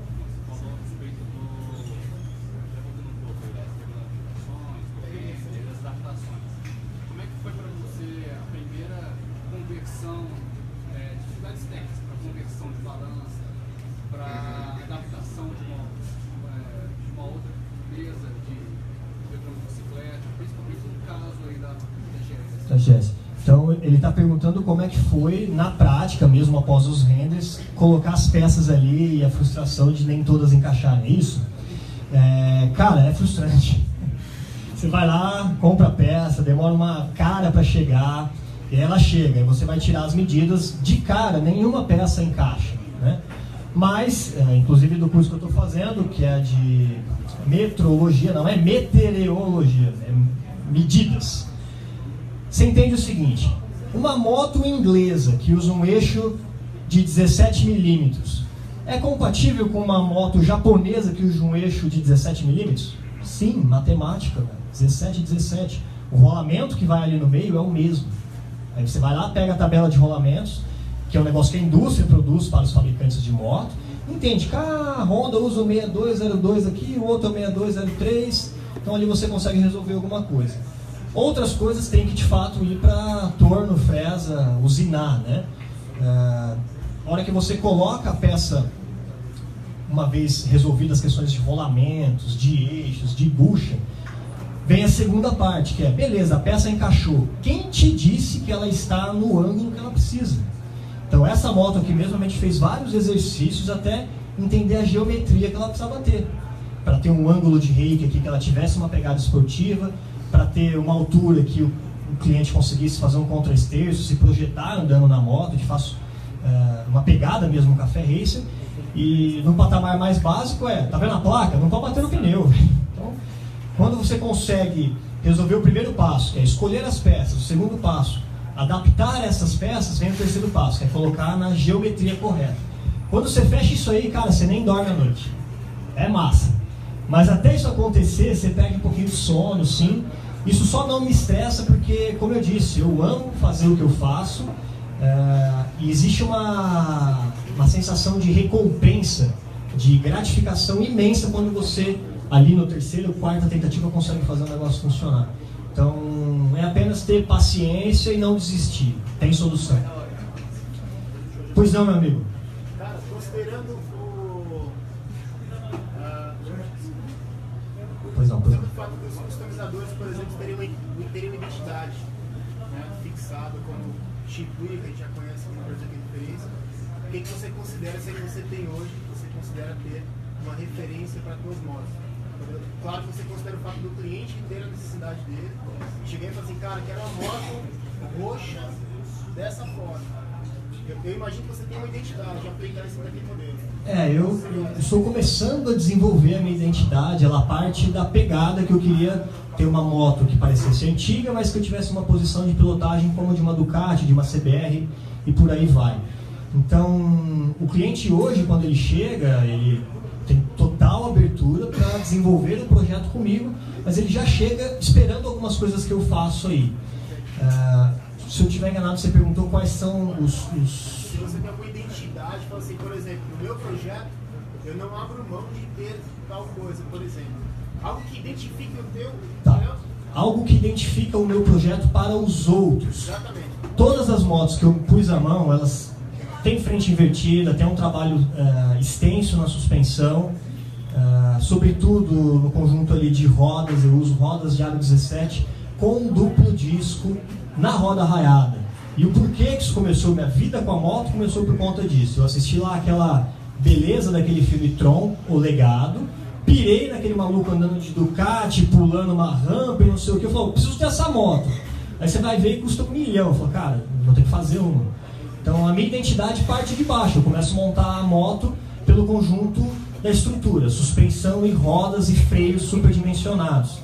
Eu sou praticamente o único cara que está fazendo isso no Brasil, com um duplo disco raiado, e mesmo as motos que não foram, de fato, produzidas dentro da minha oficina, mas em que eu tive algum tipo de interação, é de alto e bom tom. Você vai olhar e falar, pô, o Renatinho mexeu nessa moto aí. Na frente invertida, as rodas raiadas e o duplo disco dianteiro. Um negócio que parece esportivo, parece moderno, mas tem esse pezinho no retrô, da roda raiada, do design antigo. E você também perguntou se eu tenho, se eu me inspiro em alguns... Se tem alguma referência externa, por exemplo? Cara, todos eles são minhas referências. Eu acho que o Medrano, puta empresário, as motos são lindas. Acho que o Teide também, inclusive por ter me aceitado lá no estágio. Tem muita gente profissional, muita gente boa, o pessoal da Target Racing. Enfim, eu não vou conseguir lembrar de todos. Eu seria aqui um filho da mãe de ficar citando nomes, porque tem muita gente boa. O Danilo Bona, lá da Wolf no Sul, então o Thiago da Dragão Race, acho que aqui em São Paulo, pô, tem muita gente. Eu acho que o desafio aí é cada um encontrar o seu quadrado, como dizem, se organizar, todo mundo come, velho. Então, procurar não gerar inimizades, porque apesar de ser um mercado grande, as pessoas que vivem nesse mercado são poucas. Então, você tem que ter uma conduta muito correta nesse segmento. E aí eu me espelho em todos eles, velho. Eu quero um dia ter um prédio lá do tamanho que o Johnny tem. É isso. Pessoal, eu vou passar aqui a palavra ao meu amigão, barbudinho chamosão.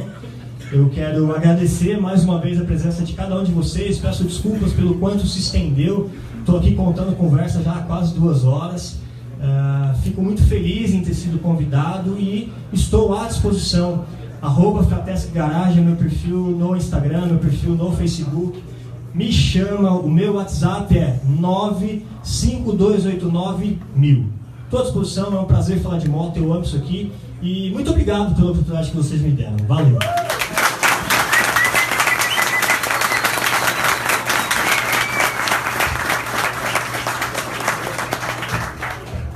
Gente, eu peço desculpas, a gente tem que parar por aqui, senão acho que a gente vai até de madrugada fazendo pergunta, a gente tem gente interessada.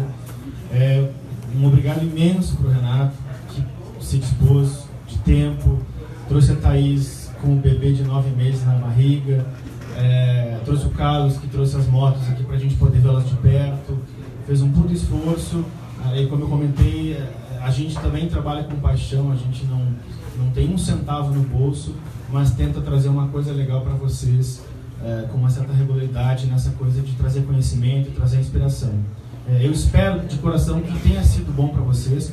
O Renato está à disposição e também agora para dar um tempinho para vocês tomarem uma cervejinha, comer alguma coisa. Agradeço imensamente todo mundo do LM09 que desde o começo gostaram da nossa proposta, acharam que tinha tudo a ver com a proposta deles, que é trazer conhecimento às terças-feiras. Então agradeço muito a todos vocês. O Renato está aqui à disposição, tá? Não me sobrecarregue, porque ele está grávido também, né? Apesar da Thaís estar grávida, ele que está grávido também. Muito obrigado, espero ter sido muito legal. Daqui um mês, o Leandro Ota, que desenhou essa moto no universo digital, fazendo com que o Renato pudesse concretizá-la no mundo real. O Leandro vai vir daqui um mês conversar com vocês, a gente vai preparar um material bem bacana sobre como faz essa coisa de customização virtual para ajudar o cliente a fazer o nosso projeto, tá? Muito obrigado, gente. Valeu. Não,